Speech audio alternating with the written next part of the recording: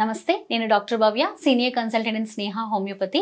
ఈ రోజు మనము బెచెట్స్ డిసీజ్ గురించి మాట్లాడుకుందాం. బెచెట్స్ డిసీజ్ ని మనము సిల్క్ బోర్డ్ డిసీజ్ అని కూడా చెప్తాము.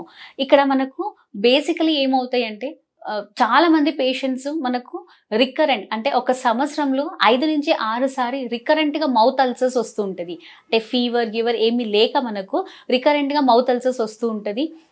దీన్ని మనము బేసికలీ బెచెట్స్ డిసీజ్ అని డయాగ్నోస్ చేయొచ్చు. ఈ బెచెట్ డిసీజ్లో మనకు మౌత్ అల్సర్స్తో పాటు కొన్ని స్కిన్లో కూడా చిన్న చిన్నగా పెద్దగా మనకు ర్యాషెస్ అనేది డెవలప్ అయ్యి అల్సర్స్ ఫార్మేషన్ని తీసుకుంటుంది. ఇది మనకు దాంతోపాటు మన ఆర్టరీస్ మళ్ళీ వెయిన్స్ అంటే వాస్కులైటిస్ అని జనరల్గా చెప్తాము.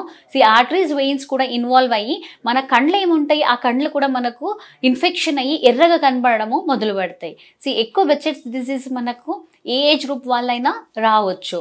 ఇక్కడ మనకు సిమ్టమ్స్ని బట్టి మనము పేషెంట్స్ని బెచెట్ డిసీజ్ అని డయాగ్నోస్ చేయొచ్చు. ఇక్కడ మేల్స్లో అయితే మనకు మౌత్ అల్సర్స్తో పాటు స్క్రాటల్ ఏరియాలో మనకు జెనైటల్ సోర్స్ అనేది చాలా కనిపిస్తుంటుంది. అలానే ఫీమేల్స్లో మౌత్ అల్సర్స్తో పాటు జెనైటల్ సోర్స్ వల్వల్ రీజన్లో మనకు ఎక్కువ కనిపిస్తూ ఉంటుంది.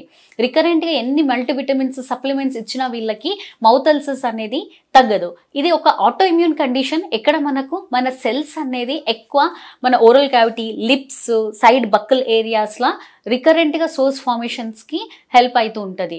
దీన్ని మనము బెచెట్స్ డిసీజ్ అని చెప్తాము. బెచెట్స్ డిసీజ్లో మనకు గ్రేడ్స్ ఉంటాయి, గ్రేడ్ 1 to గ్రేడ్ 4. ఇనీషియల్ స్టేజెస్లో మనకు తెలుసుకుని పేషెంట్స్ డాక్టర్స్ దగ్గర వస్తే మనము జెనెటిక్ కాన్స్టిట్యూషనల్ సిమిలిమమ్ మెడిసిన్స్ ఇచ్చి కొన్ని మెడిసిన్స్ లైక్ మక్సాల్, హెపాసల్ఫ్, బోరాక్స్ ఇలాంటివి వాళ్ళది సిమిలిమమ్ చూసి నెక్స్ట్ ఫర్దర్ ఎవాల్యుయేషన్ చేసి హోమియోపతిక్ మెడిసిన్స్ అనేది ఇవ్వబడుతుంది. డాక్టర్ పర్యవేక్షణలో మాత్రమే మీరు మెడిసిన్స్ అనేది వాడాలి. దీంతో పాటు మనము కొన్ని మంచి ఆకుకూరలు, రెగ్యులర్గా ఫ్రూట్స్, వెజిటేబుల్స్, డ్రై ఫ్రూట్స్ అనేది యాడ్ చేసుకుంటూ రెగ్యులర్ ఎక్సర్సైజ్, డయట్ అన్ని మెయింటైన్ చేస్తే వీళ్ళకి తొందరగా రికవరీ అనేది చూడొచ్చు.